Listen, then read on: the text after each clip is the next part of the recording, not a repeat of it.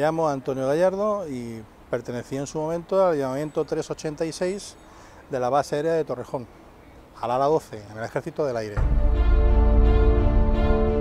Se puede considerar que la historia de la base aérea de Torrejón, en su corta pero intensa vida, ha sido el reflejo de la historia de España acontecida entre la segunda mitad del siglo XX y los años que han transcurrido del siglo actual. La base aérea de Torrejón se empezó a construir en 1956 en virtud del acuerdo de cooperación firmado entre Estados Unidos y España, por el cual Washington ayudaba económicamente a Madrid a cambio de la construcción de 4 bases militares estadounidenses en suelo español en el contexto de Guerra Fría entre Estados Unidos y la URSS. Las 4 bases fueron las de Zaragoza, Morón, Rota y Torrejón de Ardoz. Siguió siendo americana hasta que se retiraron a principios de los 90 tras el acuerdo alcanzado por el gobierno de Felipe González, que estipulaba que los estadounidenses irían reduciendo su presencia militar en España a cambio de la permanencia hispana en la OTAN. Sin embargo, esto no sería el fin de la base, que pasaría íntegramente al ejército español, que actualmente aún la gestiona, aunque con un nivel de actividad muy inferior al de antaño. Mi nombre es Joaquín Delicado Mesa y yo también hice la mili. Yo la hice en el año 88, sexto de 88, en el Ejército del Aire. La misión asignada al Ejército del Aire es la defensa del espacio aéreo español, así como mantener la seguridad internacional en operaciones de paz y ayuda humanitaria. El Ejército del Aire nace a principios del siglo XX y su cuartel general está en el distrito de Moncloa, en la calle Romero Robledo. En la actualidad, el poder aeroespacial es un pilar fundamental en la seguridad y la defensa, lo que obliga a una vigilancia constante del espacio aéreo. Además, la situación estratégica privilegiada de España permite influir en las comunicaciones que van hacia América del Norte o del Sur y hacia África y Europa.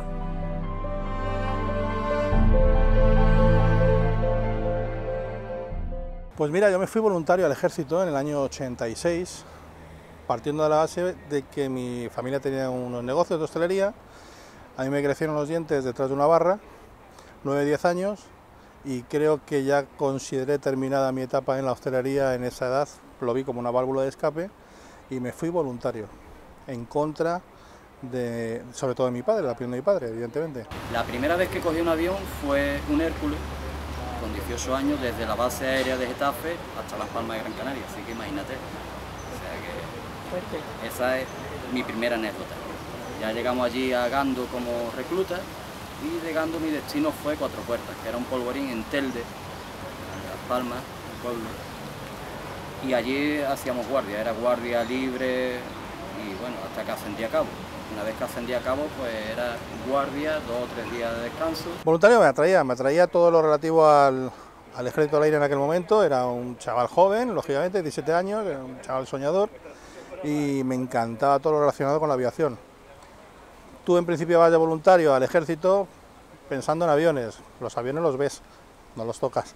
Esto es como el que se va a la marina para ver barcos, los ves, pero no los tocas. Algo similar me pasó a mí. La verdad es que eres un niño y al principio te asusta, no sabes dónde te llevan, te asusta. Después lo pasas bien y la verdad es que es algo que sabes que tendría que seguir, porque el servicio militar es algo necesario. Te da valores, te da disciplina, te da el orden, la disciplina, el respeto hacia los demás, muy importante, el compañerismo, haces amigos que lo tienes para toda la vida. Yo sigo todavía con esto de las redes sociales, el Facebook y demás, sigo teniendo amigos aunque tengo 48 años, hace ya un montón de años que hice la mili, tengo un montón de amigos que siguen todavía en contacto conmigo. Muchos recuerdos, muchas vivencias. Ves fotos de la mili y recuerdas la cantina, recuerdas cuando ibas con los amigos, ibas a Las Palmas, o sea que... Bueno, me encontré con un conjunto de vivencias que hoy día no cambiaría por nada del mundo, grandes amigos que permanecen en el tiempo y no los has vuelto a ver en 30 años, y un conjunto de experiencias fantásticas, maravillosas. Muchas peleas con la familia porque venían a buscarme todos los fines de semana porque había que echar la mano, arrimar el hombro a los negocios familiares, como te digo, eran 2 restaurantes los que tenían mis padres, y misteriosamente yo tenía guardia todos los fines de semana. Negativo, no tenía ni guardia ninguna. Yo me quedaba allí en la base a vivir, porque la base aérea de Torrejón es una ciudad en pequeño, era en ese momento, porque era de utilización conjunta americano-española, 26 kilómetros de perímetro a aquella base, cines, hamburgueserías, heladerías, piscinas, lo que quisieras, restaurantes, lo que quisieras, tiendas, con lo cual no era necesario salir fuera. Allí tenías tu vida entera. Mi vida entera, no salía para nada. En esos momentos que no estás ni con la familia, y no sé si tendrías ahí novia o no, pero... Que hoy en día es mi mujer. Claro, esa es una de las cosas que echas de menos. Yo tenía mi trabajo aquí en Egipto, 18 años, te llevan fuera de casa, tienes tu novia, cuesta mucho trabajo. Como te he dicho antes, la primera vez que cojo un avión. Llego a Las Palmas, despistado, perdido. Pero después llegas allí y te acostumbras porque sí, es una disciplina, ahora es diferente, antes era más férreo, antes también existían las novatas. Yo me acuerdo que cuando en nuestro destino en Cuatro Puertas, nuestra cuadrilla, donde dormíamos, era un sitio era pequeño, porque allí en Cuatro Puertas eran unos 70, 80 soldados, y era pequeño. Y entrábamos y había 2 zonas, una que era para los reclutas donde dormían, el recluta es el que acaba de llegar al destino, la siguiente era para el veterano. Y cuando pasabas de esa puerta, que era de recluta al veterano, tenías que llamar en la puerta, y según el veterano, si le quedaban meses, le quedaban días o le quedaban horas, tenías que decir, se puede mis meses, se puede mis días o se puede mi lavadora. Si te equivocaban, te daban despeje, pues imagínate, si yo era veterano, me quedaban 10 días, tú en vez de decir, se puede mis días, me decías, se puede mis meses, pues eran 10 despejes que te tenía que dar. Pero eso era algo que entonces pasaba. ¿El despeje, para que nos enteremos? El despeje era un tortazo en la frente. Ah, vale. Era algo que, bueno, que pasaba así y todos lo asimilábamos. Pero es que hoy en día, te digo, es algo muy necesario, un servicio militar hoy en día es muy necesario. ¿Te refieres a la novatada? Sí, siempre, siempre. En todos los reemplazos nuevos, novatadas de los veteranos, pero siempre novatadas no salidas nunca de tono. De todo lo que veo últimamente en televisión o incluso se ha llevado al cine en muchas ocasiones, no digo que no hayan existido, han existido segurísimo. Yo no las he vivido. ¿Qué tipo de novatada? Nada, lo de hacerte la petaca, lo de doblarte la sábana, tonterías de ese tipo, echarte agua si no te levantabas, o cambiarte las horas a los imaginarias para que llegara tarde al desayuno y por consiguiente el cabreo de los superiores si no te llegan a arrestar, pero no, nada más allá. Lo peor era el veterano, porque cuando es que lo de las novatadas, eso no es aquí no es una leyenda urbana, la novatada existió. A mí me han hecho de buscar la peseta dentro de una bandeja llena de espuma, de afeitar. Me han hecho de jurar bandera en calzoncillo, con una fregona. O sea que eso de leyenda urbana es mentira. A mí, yo he estado en mi destino y ha llegado el veterano, no ha levantado, con el consentimiento siempre del mando, el mando lo sabía. Ha levantado todos los reclutas y nos ha puesto a correr paso ligero. O sea, pero era algo así. O sea, la disciplina, aparte de llevarla al mando, la lleva el veterano. Tú cuando eres veterano, el mismo mando te dice, esta gente que llega nuevo, tienen que seguir con esa disciplina. A vosotros no se puede ir de las manos, porque yo os controlo vosotros tenéis que controlar, y es así. Y no era más, no hablamos de una putada, de que hagas nada malo. Son cosas divertidas, pero que al final te ríes, lo haces, te ríes, pasa un mal rato, pero bueno. ¿Cómo era un día a día? ¿A qué hora os levantaba y cómo se entrenaba? Sí, a las 7:30 nos levantaban, a las 8 estábamos desayunando y a las 8:30 estábamos ya en el patio de armas formados y a ejercer, bueno, pues lo que tocase aquel día, instrucción de orden cerrado, que era pues, más o menos lo de prepararte para desfilar, y instrucción de orden abierto poca, por el ejército del aire se hacía poca, la verdad, salvo que fueras policía aérea, hacíamos poca. Mi mili fue muy graciosa, fue muy curiosa, porque yo fui directamente a hacerle pinchadiscos. Exacto, mi mili fue como responsable de la fonoteca de la base aérea de Torrejón, primero y último, es decir, allí se invirtieron en aquella época una serie de millones, invirtió el Ministerio de Defensa en montar una fonoteca con una base discográfica fantástica. Allí recuerdo que había una sala con 18 platos, una cabina de pinchadiscos, una sala insonorizada fantástica donde se hacían los consejos de guerra. Yo preparé 3 o 4 mientras que estuve allí. Y mi mili fue esa, fue hacerme responsable de aquello. ¿Por qué? Bueno, pues que yo, como te digo, trabajaba en el negocio familiar, pero los fines de semana yo era pinchadiscos en discotecas de renombre en Madrid, ¿no? Conocidas en Madrid. Y aquello llegó a los oídos de mis superiores, entre los compañeros y de ahí a los superiores, y me trincaron directamente para hacerme cargo de la fonoteca, que no había nadie que pudiese controlar este tema de platos y, en fin, lo que es todo el conjunto de una fonoteca, ¿no? de un fondo discográfico. 6 de la mañana te toca ya la diana, te tienes que levantar, era media hora para ducharte y formar.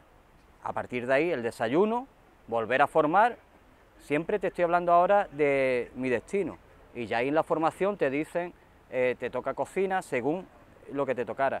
Si hablamos de cuando estaba en Gando, que era el periodo de reclutamiento, allí no, allí te formaban y era desayuno, vuelves a formar y ahora empezábamos con la instrucción, que era el paso ligero, coger un cesme, el día que te tocaba ir a tiro, pero cuando era en Cuatro Puertas el día era ese, después volvías a la comida, después tenías tu descanso después de comer y por la tarde volvías otra vez y cada uno, o te tocaba guardia, el día libre, pero yo te digo, estando allí como estábamos, que era guardia libre, el día libre era dormir, ¿no? Entrar en la cuadrilla y dormir, a partir de las 4 de la tarde, por el resto de la mañana tenías que estar formando y hacer siempre lo que tocaba hacer allí en el cuartel. La mili te hacen pelar patatas, eso hay gente que está dedicada a ello, la comida la ponen... Sí, los que estaban dedicados en mi época eran los arrestados.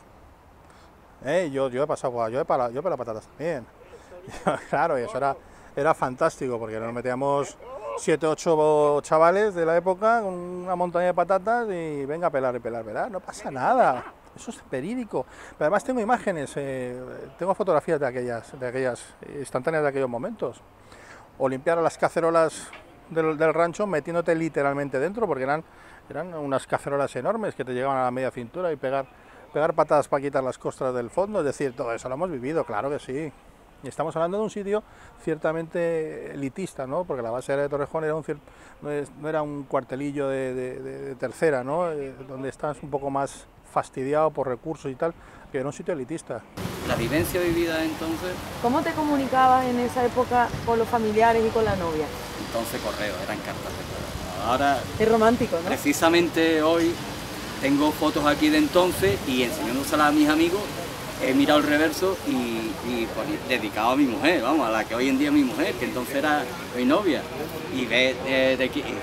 Joder, teníamos una ludoteca con la que a lo mejor llamaba, por entonces ni internet ni historia, como hoy en día, pero era todo por correo, deseando que llegara el cartero para ver si tenía fotos, una carta de tu novia, también esperando el día que llegaba el paquete, un paquete que te mandaba a tu familia, tanto a ti como a tus compañeros, y ese día comías de escándalo, porque la verdad es que entonces la mil no se comía bien, sobre todo cuando estábamos en Gando, la base aérea que era la zona de reclutamiento, que es donde aprendíamos era el periodo de instrucción, aprendíamos a formar para jurar bandera, los 40 días necesarios para poder jurar bandera.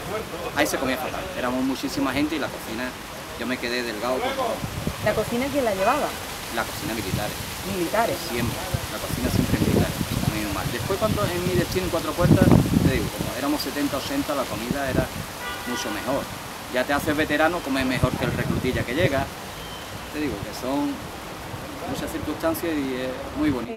Para el aseo, en mi caso era todo el del mundo, porque te estoy hablando desde una posición privilegiada, no lo siguiente. Yo era libre como un pájaro, no tenía el mando directo mío era el jefe de la base, el coronel, yo creo que la vi 2 veces en mi vida.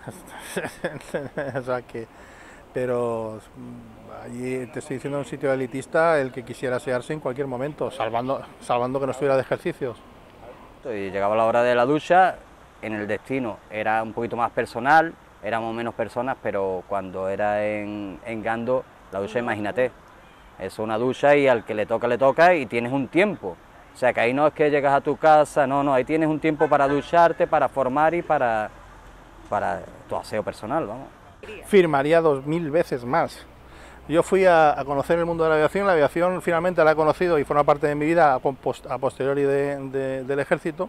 De hecho, yo me presenté a la Academia General del Aire, me presenté a la posición, aprobé la plaza y una vez con la plaza y lo que llaman lo que es el pasaporte, para poder irte directamente, tuve la conversación familiar y la falta de personalidad me hizo inclinarme por quedarme con los negocios familiares. Duré 6-7 meses, no me arrepentiré nunca lo suficiente. Tengo grandes compañeros en este momento, son tenientes coroneles, comandantes, tenientes coroneles, compañeros míos de aquella época. Pero bueno, paso a la historia, yo lo sigo desde el ámbito civil. Muchísimas gracias. Gracias a ti. Gracias a vosotros. ¿Volverías a repetir la experiencia? Sí, yo volvería a repetirlo, aparte es lo que yo cuento, yo estoy arrepentido de haber dejado la vida militar. La verdad es que, aparte de que yo volvería a repetirlo, yo me gustaría que el servicio militar volviera obligatorio y que fueran 6 meses.